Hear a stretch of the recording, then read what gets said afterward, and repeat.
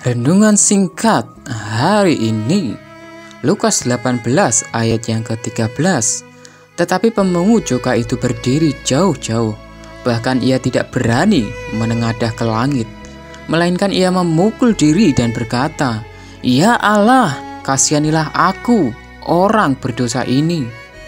Keadaan hati kita adalah faktor penting dalam hubungan dengan Tuhan, karena yang dinilai Tuhan bukanlah paras, perawakan, ataupun kepandaian, melainkan isi hati kita.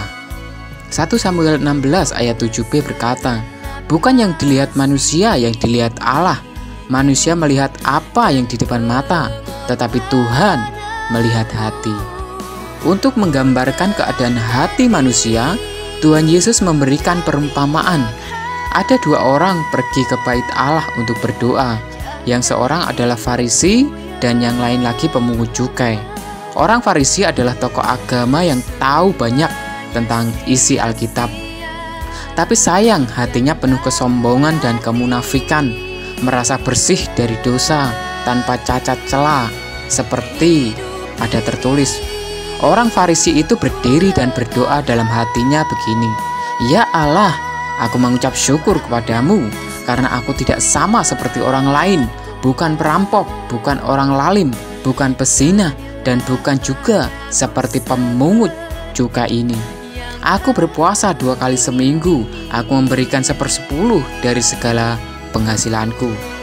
Tetapi malah sebaliknya, pemungut cukai itu berdiri jauh-jauh. Bukan ia tidak berani menengadah ke langit, melainkan ia memukul diri dan berkata, "Ya Allah, kasihanilah aku, orang berdosa ini."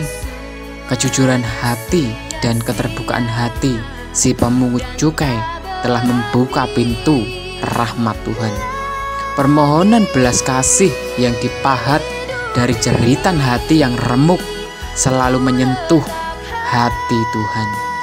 Tuhan berkata, orang ini pulang ke rumahnya sebagai orang yang dibenarkan Allah, dan orang lain atau orang Farisi itu tidak.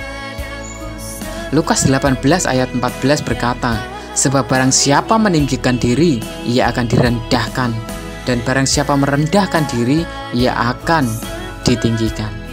Perlu kita ingat, korban sembelihan kepada Allah ialah jiwa yang hancur, hati yang patah dan remuk. Yes, I can.